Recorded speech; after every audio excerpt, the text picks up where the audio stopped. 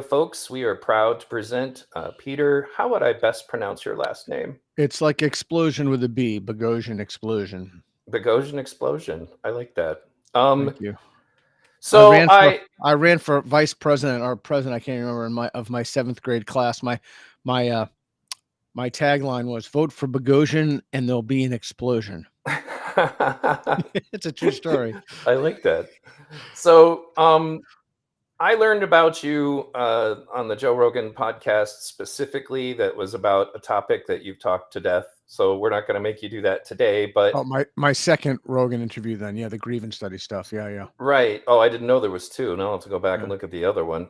So in any case, what I learned was that I feel is important that I think overall will be relevant regardless is just that, science and social sciences in particular that we use to kind of help understand the world are completely compromised. And that's Correct. really dangerous.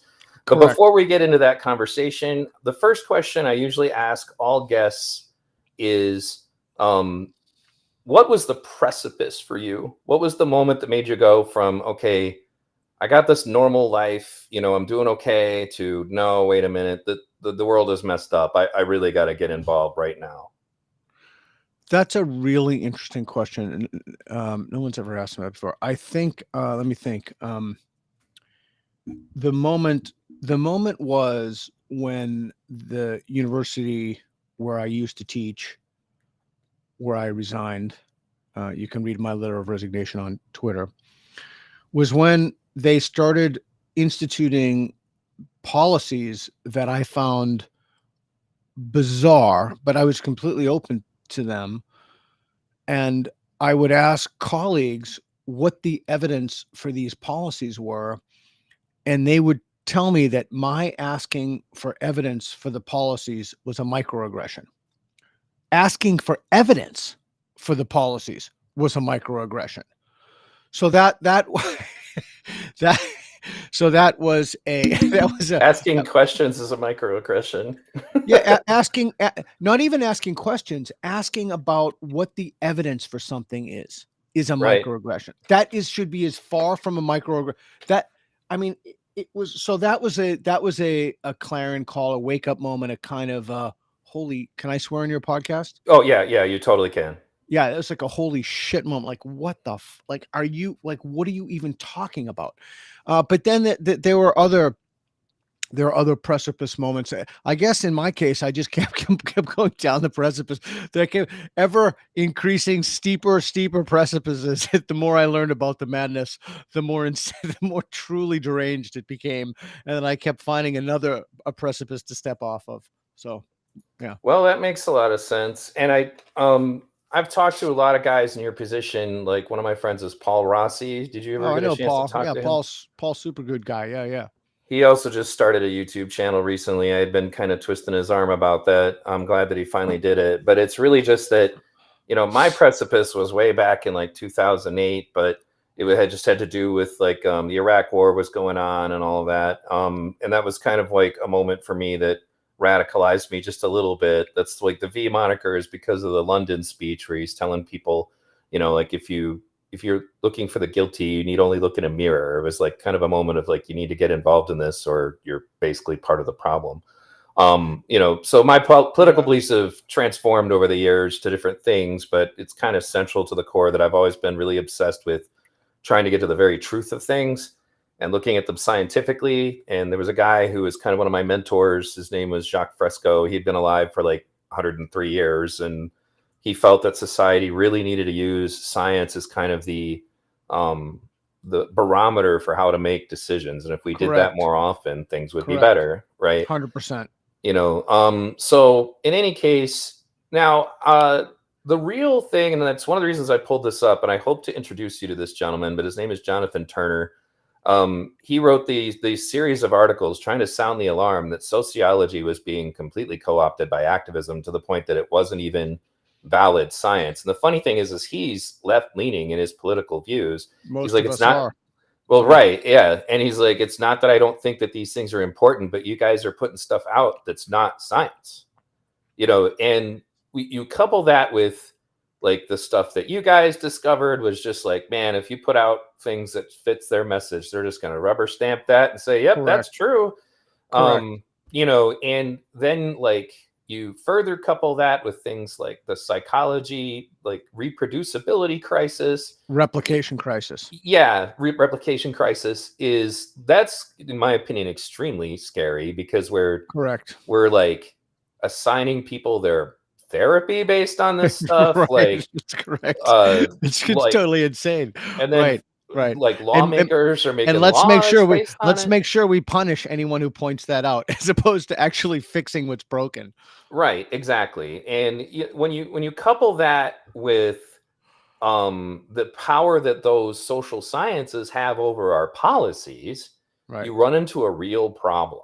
And the funny Yeah, thing well, that yeah. yeah, the funny thing, I usually bring this up to people that George Orwell was apparently a socialist, but he wrote those stories, 1984, and you know all that, to try to warn people on the left that if you're not careful, that this authoritarian thing can happen to you.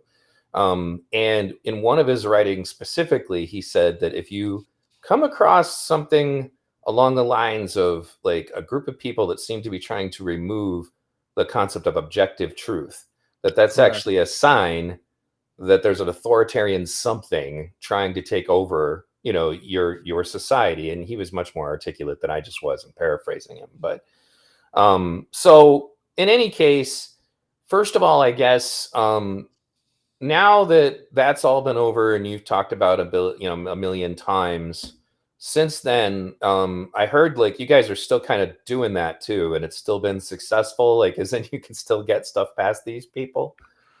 Well, I mean, you packed a lot in. You packed a lot in there. So, Sure. you know, if we linger on a few of the things that you said, like the replication crisis, 50% of the studies cannot be replicated in psychology, and we're basing treatment modalities on that. We're still teaching people that, which I suppose to a certain extent is fine, as long as the professor says at the very beginning of class and puts it in the syllabus. And I've gone all around the world and I've asked people these questions, you know, like, who's a psychology major? I just got back from Hungary and Romania Hmm. for 2 months there. And I asked those questions in multiple students in multiple classrooms.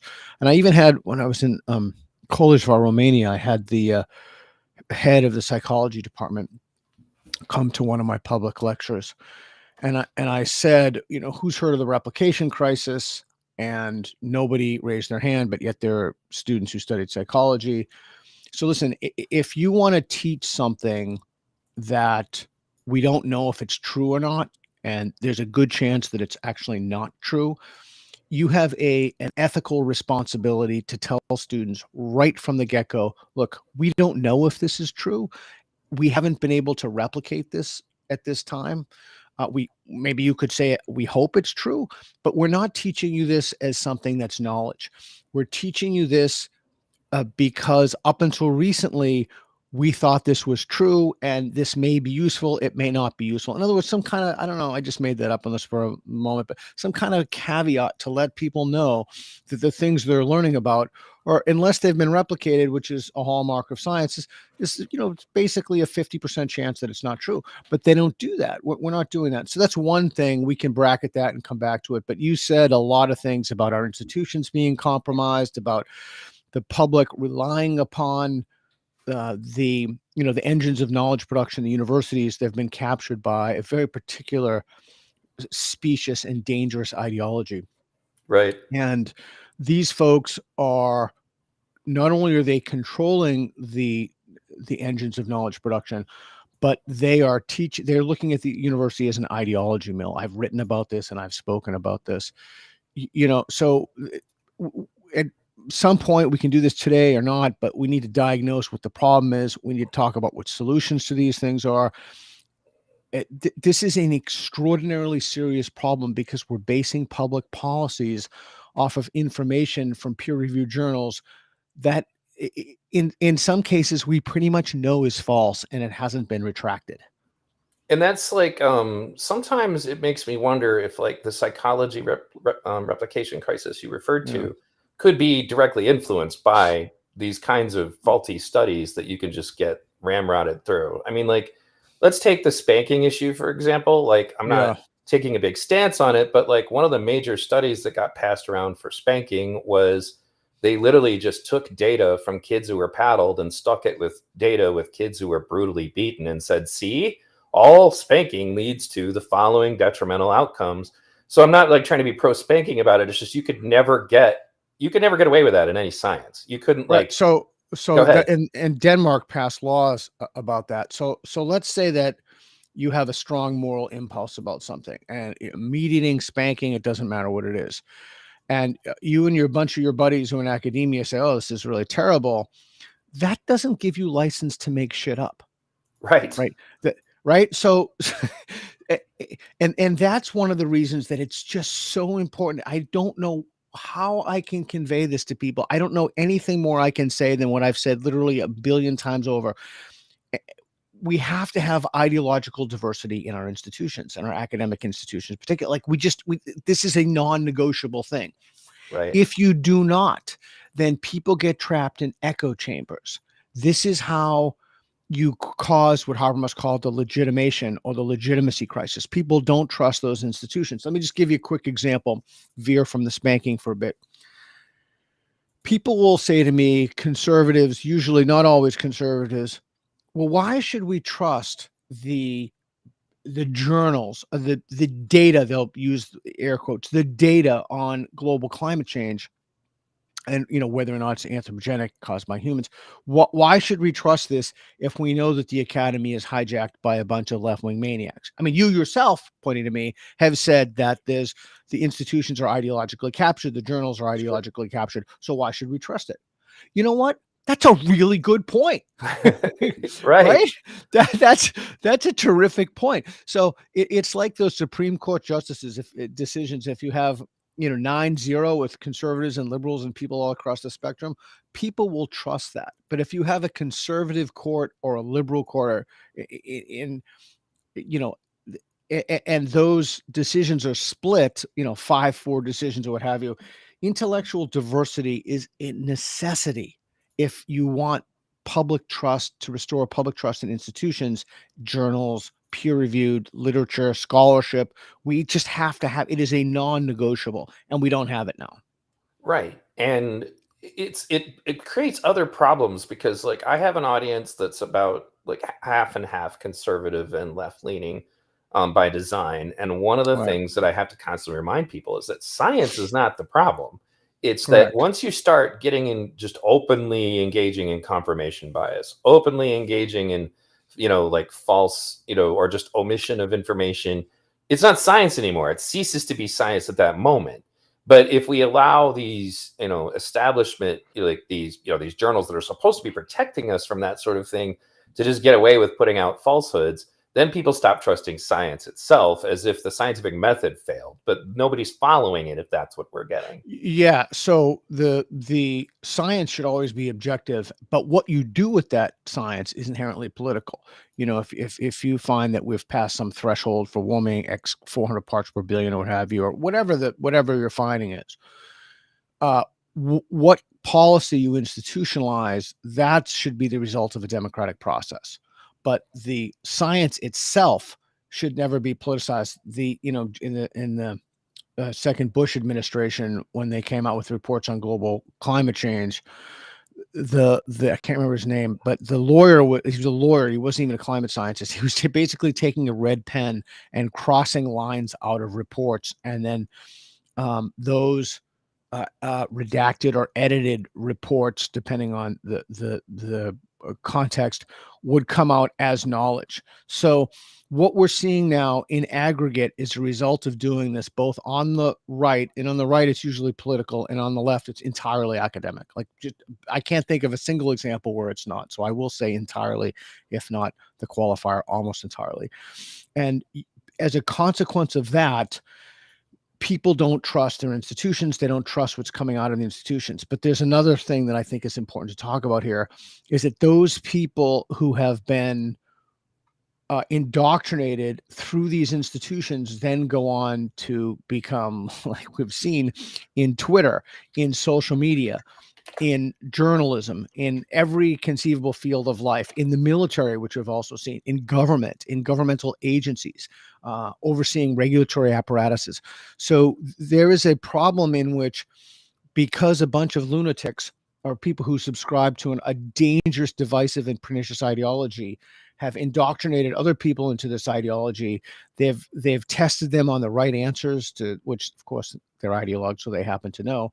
And then those people go on to occupy positions in various fairly high levels of society. And now we're in a fucking crisis because a legitimacy crisis, because people don't trust their institutions. They don't trust the COVID vaccine data. They don't trust the CDC. They don't trust anything.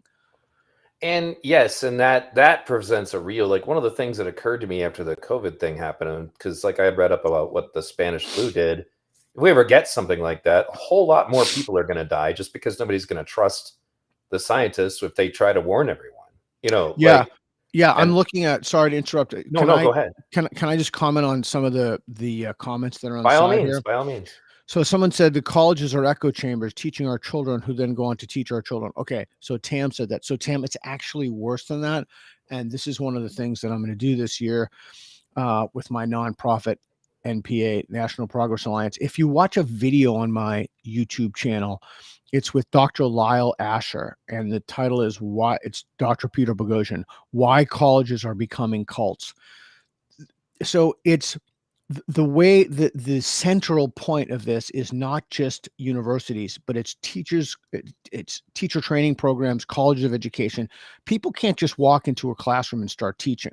You have to have a certificate. You have to have a degree. James Lindsay from New Discourses has wrote about this extensively, and his new book is about this as well. And those teachers are indoctrinated into a very specific ideology based on a book, Paulo Freire's Pedagogy of the Oppressed, in which the aim of teaching is not to find truth or to help people get jobs or for civics or to uphold the democracy. It's to overcome oppression. This is very complicated, but I just want to comment on Tam's point that it's not just colleges. It is colleges, but it's very specifically colleges of education and degree granting institutions who give out teaching certificates. And that's the importance of that literally could not be over. We could do the rest of the hour on that, but I just want to mention that. And then, like, Christina Hoff Summers pointed out that, so the people with good this friend. agenda go get tenure and then they start participating in writing textbooks. Correct. And that's horrifying. I think I pointed that out. A lot of people have pointed it out. Yeah, she's a good friend, and I've talked to her about that pretty extensively. Well, the notion, and not only do they get, sorry, I keep interrupting. You're fine. I just have so much on my mind. There's just so much I have to get out in an hour. Hey man, it's fine. I have to content dump on you. Not only do they do that, but as I write books, etc. But this is the important thing: they test people on it. Right? There are right or wrong answers based upon the ideas that they themselves have laundered. So they test people on these ideas and pass or become successful. When the journals become captured, okay, what the journals, like, I can't remember the individual's name you mentioned who wrote about the problems in psychology, Travers or now that I've taken it down, I don't. But yes, I'm going to bring him to your attention because you should interview him too. I think you'll really like him. But yeah, so now that there's capture of the journals, if you don't publish something that comports with the journal, the ideological themes in the journal, that won't get into the journal, so you won't be published. And if you're not published, then you're not going to get tenure. So you're going to self-select for people who are mouthpieces of the dominant moral orthodoxy, who kind of write about things that are morally fashionable. And then they get positions for life, and then they test people on questions, and ask questions, right or wrong questions. If you don't replicate the orthodoxy, boom, you're gone. So this is a problem. This is a horrific problem that is. And his name was Jonathan Turner, by the way. Turner. Okay. I felt so stupid forgetting him, but yeah, go ahead. No, well, just the basic idea is that the problem self-perpetuates. Well, and I think the reason, like, why I talked to Jonathan Turner, like I had stumbled on his paper, is just like, we define how we understand reality through the social sciences, and we're supposed to be able to do it in an empirical way. Correct. And if somebody takes control of it, then, I guess, let me give you like an excellent example. I interviewed Brett Weinstein, and Friend of mine. good guy to have on too. One of the Yeah. things that there was a moment specifically in the whole Evergreen thing that really stuck out to me that I didn't think got enough attention, but it was like, it's only on audio. You can find it on Benjamin Boyce's little documentary about what happened to him. Another friend of mine. You're naming all my friends today. Well, hey, make them my friends. I'd love to interview like Boyce and all that. But anyway, there's a specific moment where Brett is starting to make some headway because he's gotten a couple kids away from the mob. And like somebody kind of overhears that, oh, we can't have that. So he walks over there to confront Brett. And he's trying to explain, why his email wasn't meant to be offensive. And he doesn't understand how, it would hurt anyone. And then he basically says, he screams at Brett, you have to stop demanding that people use logic and reason and white forms of knowledge. And I was like, that to me, that was absolutely terrifying, because that guy was saying that with conviction. Who wants you to not use logic and reason? And then they identify that as whiteness. Yeah. Well, so I would have asked, well, what are you going to do next time you have a tooth pain? Right. What are you going to do next time you need to go to a surgeon? Well, that's very important. And I think, have you read the articles about the medical fields getting woke now, and like they're going to treat patients differently? And this is all I do. Right. I mean, so they even triage on the basis of race. Yeah. But I mean, those are crazy. But I wasn't being facetious when I asked that question. Like, what would you do if you want to opt out of logic and reason and empiricism and epistemic adequacy, et cetera? What are you going to do? I mean, are you going to throw away your phone? Are you going to fly in a plane? What are you going to do if someone you love needs surgery? I mean, I'm actually not being facetious. I'm being very serious. Right. No, I know. And I don't think that they ever consider it that way. I think that at the end of the day, they want to be able to control. It actually reminds me of this moment. The Wachowski brothers are now the Wachowski sisters, I guess, but they're not actually very woke. They made the film that V for Vendetta. They also made The Matrix. So they were forced to make this new Matrix movie because they were told that if they didn't make it, they were just going to find someone else to do it. So like, well, you're not doing that, so I'll do it. But anyway, they always find ways of seeking really important messages into their films. And in this last film, nobody liked it, but I did a review on it because there was one moment though that's really important when Doogie Howser, forgetting the name of the actor's character, the villain, says, well, of course we want everything based on emotion. It's much easier to manipulate emotion than it is to manipulate facts. Right. Like, to me, that's a really critical point. I'm like, well, that makes perfect sense. We can manipulate your emotions. Like the whole thing that was going on with Brett was we are making everybody emotional. And then in the moment in question, there were people that were saying, well, you made them hurt, like you hurt their feelings. So therefore you are at fault, even if, like, it's not up to you to decide if it was really offensive or not. We will tell you if it is. And that gives them like a church-like ability to just hold crusades, that conduct inquisitions, that conduct witch hunts to find blasphemers and heretics to excommunicate, if they can't kill you. Like, right. So you've hit upon the religious aspect of it, and you've also hit upon the aspect of it that justifies censorship, that justifies curtailing somebody's speech rights.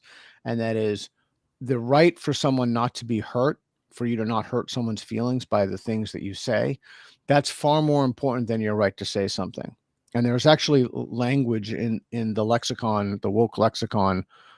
I call it wokish, is like a play on English wokish, inclusion. That's a version of inclusion. And that finds its way, that's in the woke literature, the grievance studies literature. So what you said is important on multiple levels and for multiple reasons. But one of those is that it is the justification to censor the speech of others. And that's something that, like, I had a panel of like old school leftists on to talk about this, because they're all like, don't you guys remember that, like, there was a time that there were panels of like McCarthyism, going on, like, tracking down and canceling people who even whiffed of communist thought at all, making sure they can't get jobs and stuff. And then J. Edgar Hoover, I'm like, the only reason you guys even have anything resembling a leftist movement now is because of freedom of speech. And it's like they don't understand, Yes. well, but now Yes. we're winning, so it's okay. Right. Okay. So this is key. This is another important point you brought up. So when I was younger, it was the conservatives who wanted to limit speech. I'm 56. Now it's the far left, or the left in general, who wants to limit freedom of speech. And so I think that this is really important. I don't think that the words right and left mean anything anymore. I mean, they kind of mean something, but a far better descriptor is authoritarian, non-authoritarian. And that's the horseshoe theory again. We have people who have authoritarian impulses, and they try to discharge those impulses by, among other things, taking away the rights of others, the speech rights, witch trials, McCarthyism. And then we have people who stand up and fight. But the content of those witch hunts differs from age to age, right? There's always a new moral heresy that comes up. And so I think if we stop thinking about it in terms of right and left, I don't know if you've seen Colin Wright's diagram. It's just genius of the stick figure. If you haven't, it's the one Elon Musk also tweeted out. If you haven't, I think that's where many of us find ourselves. But maybe you could post in here, or somebody could post it in here so we can. Oh, THX 1138, great movie. I'm a science fiction fanatic. But I think that's a much more helpful heuristic than right and left, or conservative. That's kind of why I use the artwork that I do for my show, was to, and that's one of the reasons why I try to. Basically, my old audience was very one-sided, and when I came back, because I took a long break, I decided, okay, well, I'm just going to tell you guys as I build this, be aware of the fact that, whether you're right or left, there's going to be stuff that I say that you're not going to agree with. What I'm more worried about is, can we get conversations between what are understood to be the two sides, and just to allow the right and left to be descriptors rather than being like cults or tribes. I mean, that's a good impulse, but the reason I think that that's set up to fail is because you can certainly get conversations between the two sides. You could have someone from the old left there, Christians, atheists, what have you, but the built into the architecture of the belief of woke belief, or critical social justice, or the successor ideology, as Wesley Yang calls it, whatever you want to call it, regressive left, as Majid Nawaz has called it, is the idea that dialogue, discourse, etc., are oppressive and forms of racism. So they won't participate in those opportunities for conversation. They exempt themselves from it. And that's very convenient, because then they never have to defend themselves. Yeah. Well, yeah, then they never have to do any intellectual work. Then they can just smear anyone and everyone they don't like, whose ideas they don't like, as alt-right. Well, and you see, that's how you end up with these weird situations where Brett Weinstein gets catapulted all the way to the far right somehow. Yeah, he was a Bernie Sanders supporter ever since I've known him. Right. I was in 16 and 20 as well. Yeah, an open advocate. So it's not like he was a closeted Bernie Sanders supporter. Right. So is Joe Rogan, and that doesn't prevent anyone from calling him alt-right. I mean, it's just, so that's the other thing. Okay, so this is a hard pill to swallow, but you have to realize that there are some people who have literally nothing to contribute to a conversation. Right. We are talking about an ideology whose people are its epistemic victims, who are caught in its orbit, who have nothing to contribute to the conversation. Literally anything they say is distracting from anything that could be said that's even remotely meaningful. So it's very hard for people to swallow this, because everybody wants some kind of corrective for their ideas, because we all want to believe true things. But when you realize, it would be like me telling you how to fly a plane. I don't have the fucking faintest clue how to fly a plane. I guess you'd go like this with the thing. I don't even know. I have no idea. Right. So it's a very difficult it's a very difficult idea to take in. Oh, what do you mean we shouldn't listen to someone? Well, we just kicked Iran out of the women's the UN. They're no longer in the Council for Women's Rights. Well, but they have no right to be in the Council of. Right. That's insane, right? So some people have nothing of substance to contribute to a conversation. people caught in the woke orbit of woke ideology are invariably in that camp. So there's a clip by it's a John Cleese clip, and ironically, it's way like more relevant now. But it was like Huge him fan. versus extremism, where he's like, well, if you become an extremist, then you can just be a total asshole because you want to feel good, like, and you think you're doing this Right. moral justice. And he's like, so just find, he's like, if you're far left, and then you have your approved list of enemies, and he goes down this list of for more or less same kind of enemies you would see from the left right now. And then, of course, moderates, because you can't be moderate either, or you're the enemy. And it's like, if you're from the far right, that's okay. Well, here's your list of enemies. And Right. so, then you can just, you can basically just be a total dick to everyone and act like you're doing it because these people are just very bad people, and that way you have this like permission slip to be a piece of crap. And, and so what I found it's more than that. Sorry, it's more than Go ahead. it's not just permission. It's that you gain status among your tribe. That virtue signaling Right. Gets you followers, it gets you likes. I mean, it's fueled by the poison of social media. Exactly. And that was one of the things that I pointed out, because that clip was before the internet. I think that was made in like the 70s. And I was like, now you could do this from the safety of your keyboard. So the problem is so much worse. You don't even have to go to a protest and scream at people. That's Obama himself. There's a famous clip of Obama saying that. Right. Yeah, of being woke. And that's why someone wrote in the comments here about liberals and conservatives. Yeah, I mean, liberals and conservatives, even though they've almost taken opposite positions they've held. I mean, look at the Ukraine-Russia thing. You think conservatives in the 1980s, what do you think they would have gone?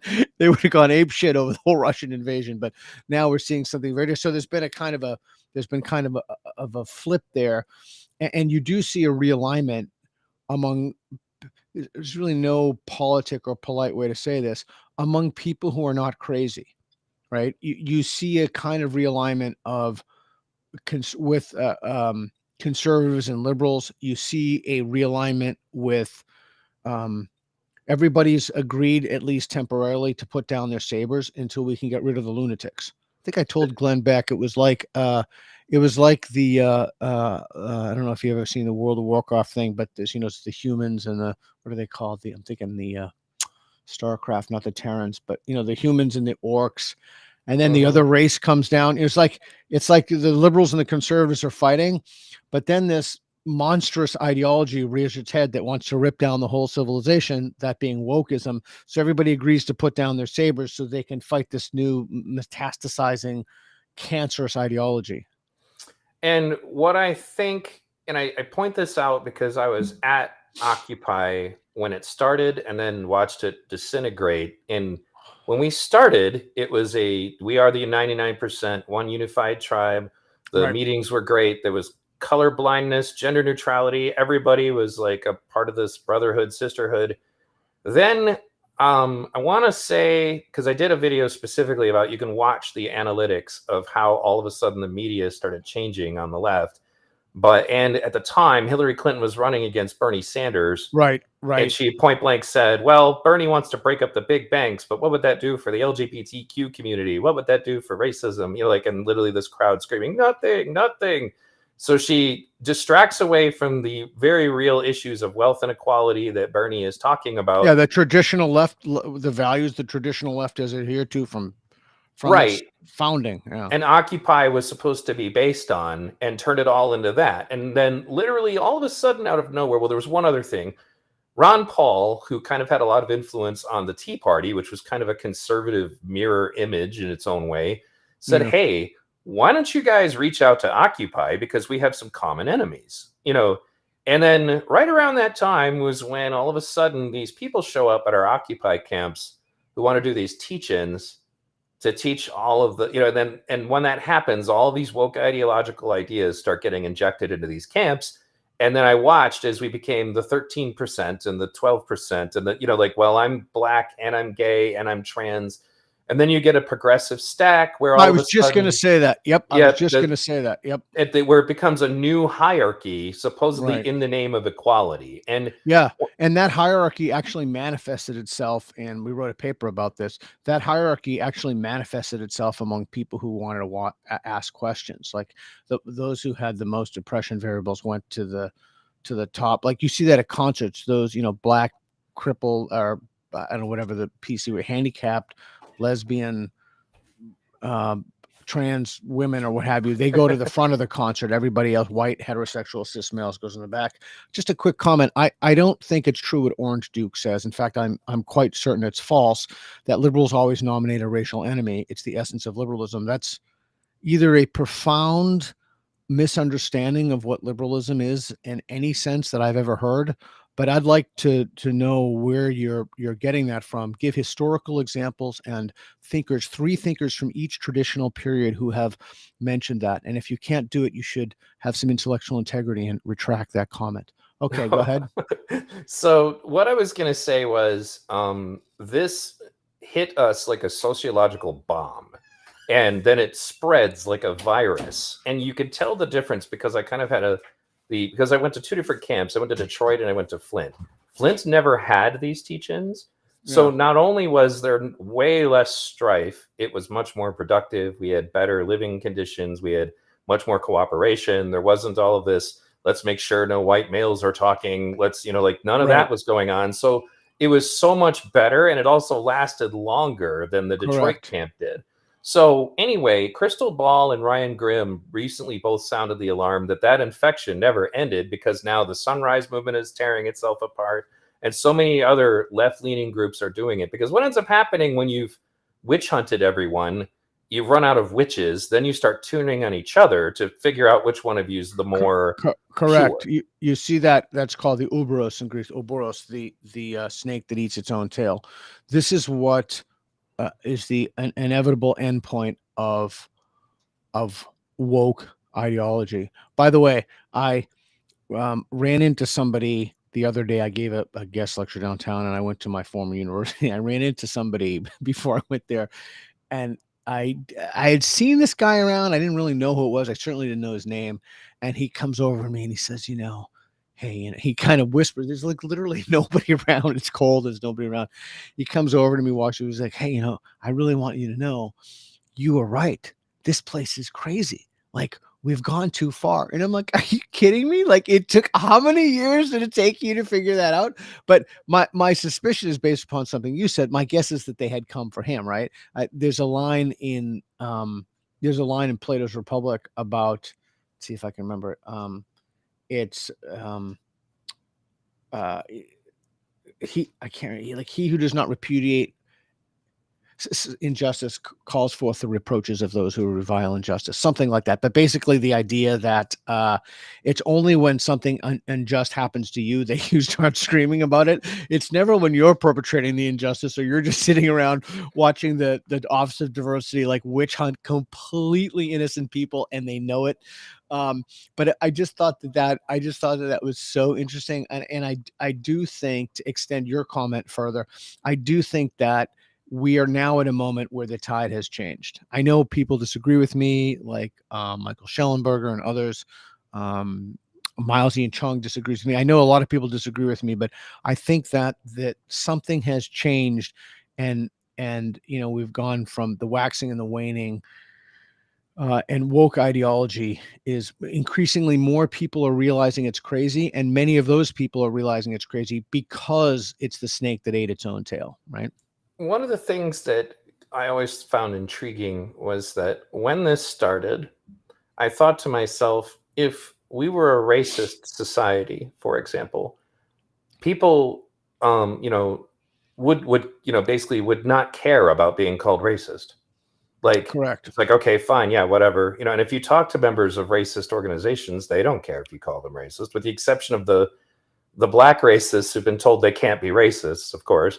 But that's in the literature for how race is theorized with the new development of power now, the inclusion of power. Yeah. Right. So the next thing, about it was then I realized now we have gotten to a point that we have used the accusation so much that now people don't care about being called racist anymore. Like we've come full circle. Yeah. A lot of people have said that. I do think that the word racist has a lot of power, but I don't think it has anywhere near the power that it had to. Remember, that was really the only tool in their toolkit. That was the main tool that they used to facilitate social change. I mean, they used other words, bigot, Nazi, etc.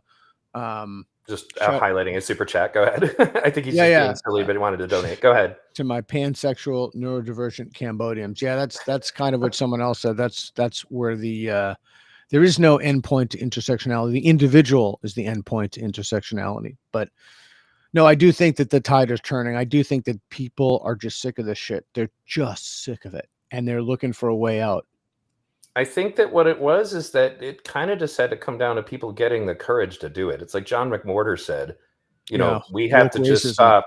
We have to start standing up to them. Like that has to happen. Right. And that's what I did from the beginning. And that's why I was bringing up the catapult all the way to the far right thing. And it's like when you tell them this, so for example, when I'm arguing with them, I'm like, how can I be on the far right? Do you like, or let's say they label Tulsi Gabbard on the far right. Now, as far as I know, she hasn't changed the majority of her platform, but the majority of her platform is very similar to Bernie Sanders. So how can she be far right and be pro healthcare? How can she be far right and be pro free college? How can Okay, that so like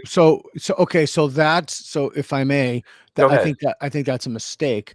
So I'm looking back in the chat here, and that guy, I don't know, see him anymore, but Orange Duke or whatever. So instead of him saying, "Oh, well, I'm wrong," or instead of him saying, "Here's an example how race was used in periods of when people called themselves liberals, and here are some thinkers, etc.," he just calls someone a moron, right? Right. So that's the kind of response. I mean, I guess you have to ask, how valuable is your time?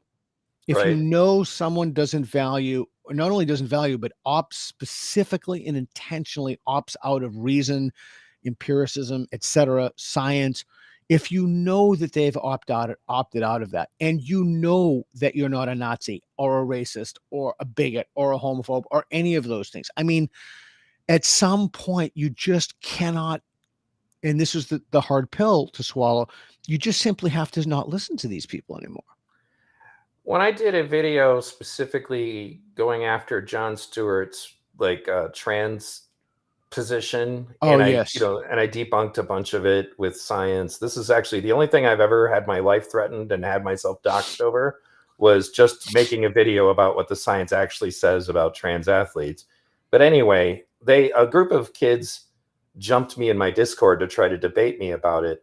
And at one point, they tried to count how many pronouns I used for one of the people I was talking about that was incorrect or whatever. And I just straight up told them, I literally don't care if you think I'm transphobic. The people who are trans in my life know better. And you would have assumed I was a transphobe just because we even had this conversation. My point is that when I just said, I do not care if you call me transphobic, Correct. period, it like paralyzed them, Yeah, like for a moment. you should totally read Andrew Doyle's new book, The New Puritans. It's fantastic. It's on that and what stopped the Salem witch trials and how to stop. I don't even give these people the time of day anymore. I literally do not respond. I do not think that they are sincere actors. I do not even think that they're sincere in their virtue signaling. I don't think they believe it. And I just won't give them the time of day anymore. Nothing. Not One even a thing single consideration. that you do that I like, which is something I sometimes do in debate, but you can, is what I call is like the slow burn. Like when you do those thought experiments, at the Mhm. college campuses, Oh, and people love those, man. it's because the funny thing is that you're just asking them the questions and just allowing them to expose themselves at that point. And Correct. like, and that's so much more effective in the long run. And I often wonder if any of them ever look back and think on it, like whether or not any of them ever change their minds. But That's a great question. That's a wonderful question. So, as I said, I just got back from Hungary and Romania, and I did 2 months of those. I'm going to Puerto Rico and Australia. And I'm going to do another month or two of those. I would love to know that question. There was one video I did where a bunch of people who are completely ideologically captured came down from the rooftop. It's the pinned YouTube video on my oh yeah, channel. that was the Something first like, one I saw. Yep, I'm very yeah, familiar. confrontation at PSG is like 1.3 million last time I looked views. I would love to know the answer to your question, V. I would love to know what those people thought of that video, because to the external world, it seemed like there was overwhelming evidence that those people should be in some kind of a sane asylum. And again, there's a difference between me being on the street and engaging people I don't know. And I'm talking, when I say don't get engaged, I'm talking on social media specifically, because I do not believe that they're good faith actors. Right. And I think that, well, in some of them, though, they seem to be fanatical enough that they've kind of brainwashed themselves. But Correct. but when you've been robbed of logic and reason because you've identified that as a white thing, like was it? Correct. I think Robin DiAngelo was the one that made that infamous Smithsonian slide that identified scientific method, rational linear thinking as whiteness, aspects of white culture. Are you familiar with what I'm talking Yeah, I about? believe that was actually at the Smithsonian.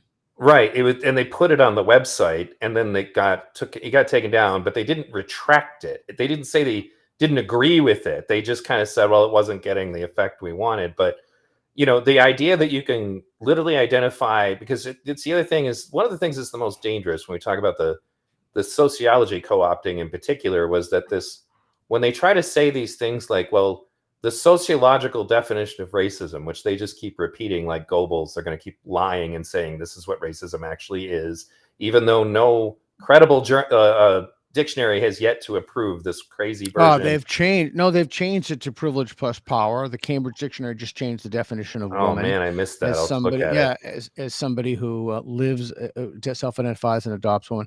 So that's the other part of the legitimacy crisis, is that woke people have gotten into dictionaries. They've just, really, this is such an unbelievable, it's such a crazy problem. I want to take a look at real quick at Go what ahead. Arby said about how to deal with those people. I wrote a book on that, how to have impossible conversations, to have those conversations that you think are impossible. Yeah, I just wonder how to get through to people that have adopted these ideas without giving them. Yeah, so when I say cutting ties, I'm specifically talking about social media, and I should have been more clear about that. But everything you need to know is in the book, and you don't even have to buy the book, although it's great if you do. I appreciate your support.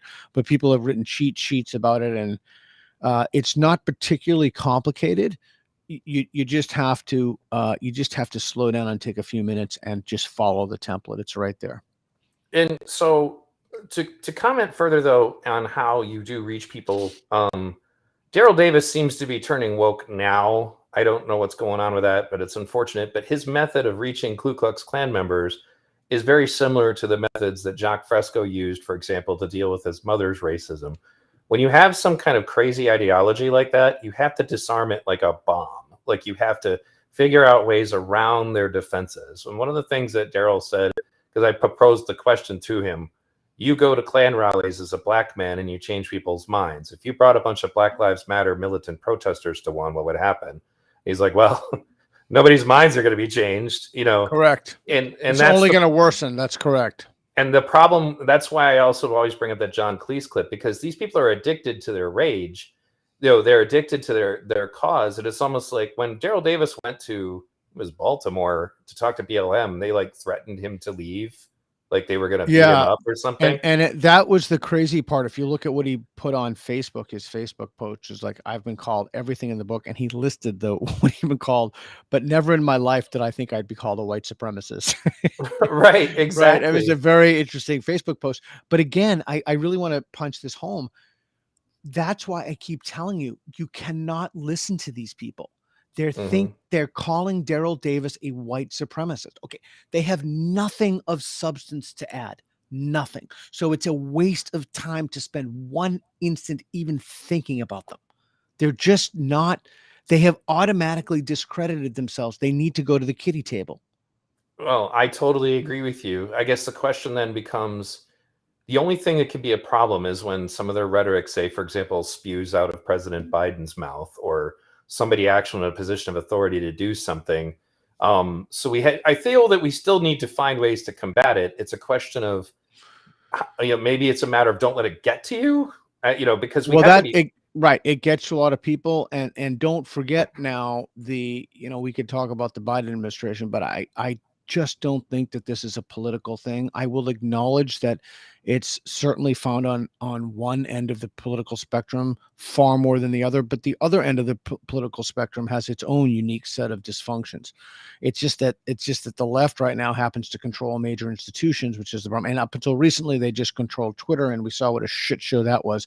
And if you haven't been, I just listened to Brendan O'Neill's podcast today with Robbie Suave from Reason. He did a fantastic job about the treachery and duplicity and lying that was happening at Twitter. And if you haven't read those tweets from Michael Schellenberger and Barry Weiss and Matt Taibbi, they're well worth your time. Again, just in terms of duplicity. But when you talk about dealing with people, or engaging people or trying to befriend people, this is not a particularly complicated thing. Again, I wrote a whole book about how to do that. But we're talking about something more fundamental and more insidious to our democracy when we're talking about this as a cultural product that's invaded our institutions. Like, that's what I'm talking about. And that is an incredibly dangerous problem that we face now. I agree wholeheartedly. Yeah. I mean, look, I don't want to minimize it. Don't get me wrong. I have personally lost very close friends of mine, 3 I can think of, they've been infected by the woke virus. People have been friends of mine. They've been in my house. They've been in, and now their cognitions are warped and deranged. And so the problem operates on multiple levels. At an individual level, and how do we deal with people who have been affected by this mind virus to not lose those friendships? That's very difficult, especially if you've spoken out against the orthodoxy, or if they view you as an apostate. That's even more difficult. And then we have the problem of institutional capture, because we know that this is not going on in our, I don't want to say enemies, that might be too strong of a word. Let me just say our economic competitors like China. And speaking of China, are you familiar with the lectures of Yuri Bezmenov? Yes. And excellent. His point about, like, there's so many times when I hear his words in my mind when he says he's Russian, though, not Chinese. Well, right, but he made points that kind of, I think, apply, and I honestly almost kind of feel like what the KGB did is now like how you keep finding mines in the ocean that were laid from World War II. Yep. Yep. And so it's still there doing its job, and the people that they radicalized are still in our institutions. Correct. And then China, of course, would probably see that as beneficial to them. And then you look at TikTok, trying to kind of destroy our kids. 100%. Well, we know it is. We know it is. Faisal Al-Mutar from Ideas Beyond Borders was telling me that through the Gulf states, the Chinese are putting out BLM propaganda. Right. As a way to divide us. And we know what you just said about TikTok. We know that there are hostile forces at play by seeding a dangerous, pernicious ideology and allowing it to fester. We know that the Confucius Institutes do this. I mean, these things are known to us, but in democracy, we're a little slower. We're like the tugboat that tries to move the massive boat. We're a little bit slower to change our course, to course correct, and so it's more difficult to deal with these things. The point that keeps coming back to my head, there's 2 of them, but one of the major ones is, once a society has been basically ideologically subverted, real information no longer matters to them. Like, and he referenced, like, I could take them by force to the Soviet Union right now and show them the concentration camps, and they still wouldn't believe it. That was the one example he was getting at. But that real information no longer matters to them thing is so important. Like, they're shitting all over Matt Taibbi right now, right, just for revealing what was already there. Well, of course they have to shit on Taibbi. They have to shit on Schellenberger. They have to shit on Barry Weiss. But again, I guess that's the emerging theme of this. It's like, they're not arguing that he's wrong or that the information is inaccurate. They're just, you're a bad person for sharing it. Like, so why listen to them at all? They have nothing of substance to contribute. If that's the best that they could do. If you want to present if you want to go to the big table where the adults talk, you need to present arguments, reason, and evidence. And absent this, like, you threw off that guy on the channel because he called someone a fraud and a moron. I think he called me a moron. I'm called a moron constantly, but you threw him off the channel. In the same way, there have to be some voices you just don't listen to. Right. Yeah, that was actually one of my mods did that. Mary Todd, who's actually a journalist who exposes Antifa activists, and they're a big, huge fan Oh, of that's yours. So good. I'm sure that she's very happy to see her on my show. Oh, that's good. I Between just you and was. James Lindsay, they watch all of your stuff. Oh, well, thanks. I was just at Andy No's trial. Andy's a friend of mine. I've known him from PSU. He does incredibly good work, and it is amazing what they do to him. Like truly remarkable. So, I promised you that you'd only be on for about an hour today, and like the time went by so fast. Yeah. Do you have anything you want to? Because I'm completely slammed. I have to get up at Totally, three totally. thirty Well, a.m. for a just Fox interview. basically, well, for one thing, I want to make sure that you tell everybody about what's going on with you. Where can they learn about you? Where Uh, they can they P- learn about your work? Dr. Peter Boghossian, Dr. Peter Boghossian is my YouTube channel. We're at 119,000 subs, which I'm pretty happy about. And we do these really cool things. I'm going all around the world, Puerto Rico, Estonia, Australia this year. And I'm going to get more of these videos. You know, when I was in Hungary, I would ask people, is it better to be ruled by the United States or Russia? And then we put people on lines that they self-divide on, and then we ask them what it would take to change their mind. And they're really cool. They're cool. And of course, the content is all free. Boy, I have so much stuff going on. Twitter, I'm at Peter Boghossian. I tweet kind of, probably should pay way more attention to what I tweet. I'm always amazed that people take it take it so seriously. I mean, it's Twitter. Oh, and I appreciate that, Bobby B. That's very kind of you. Yeah, I got a lot of stuff going on. I got a manuscript I'm finishing, and I'm working. I'm a founding faculty member for the University of Austin, so I'm doing a lot of that now. And that's a new university. Actually, that's people say, well, how do you get out of this madness? How do you fight this craziness? Well, one of the ways that you fight it is you build new things, right? We build new institutions, more resilient institutions from the ground up. And we put in prophylactics against madness. We embed them into the structure. So that's what the University of Austin's doing now. Oh, thanks. Oh, and I'm on Substack too. Yeah, thanks, Mary. I'm on Substack. I have a column that comes out. I do AMAs. I do a ton of stuff. So I'm doing the best that I can. Listen, man. Listen, V. Nobody can ever accuse me of not having worked hard enough to make our society more sane and more compassionate and more civil. So that's what I'm trying to do. And it's been an uphill fight, I tell you, like truly uphill fight. Well, thank you so much for coming on today. The one major point that I still had stuck in my head that I wanted to share regarding Twitter was that I had reported on this a while ago, and actually the mainstream media talked about it. So it's not Yeah. even Alex Jones kind of stuff, but they caught the military developing software to create armies of false identities on the internet to sway public opinion. Have you And ever they seen did that. Yeah, have you ever seen a Russian bot farm, by the way? Have you ever watched the little videos of it? No, but I'll check it out. But It's crazy. Yeah, go ahead. they asked for the development of this software in response to another study, and I can send these to you, that they found that their math is that if you can convince about 25% of a society of a given idea, that it'll create like a sociological, Tipping point. chip. Yeah, and then all of a sudden it's like a just all the dominoes falling kind of thing, and then you can get a whole society. So that's why they're panicking about Twitter. That's why they want to control the media so heavily. And then I did a video not long ago about this weird mantra of this is very dangerous to our democracy, and I put that in quotes, our, as in they own it, not your democracy, their democracy. So that's why I feel that in particular should really creep people out, because and it's getting reported on again as if it's new. And I'm like, well, actually, that was in the Guardian and on like ABC a really long time ago. But the fact that they know that if they can sway that many people, that they can get a certain effect. That's I think what they're fighting over. That's what I think they're hoping to achieve.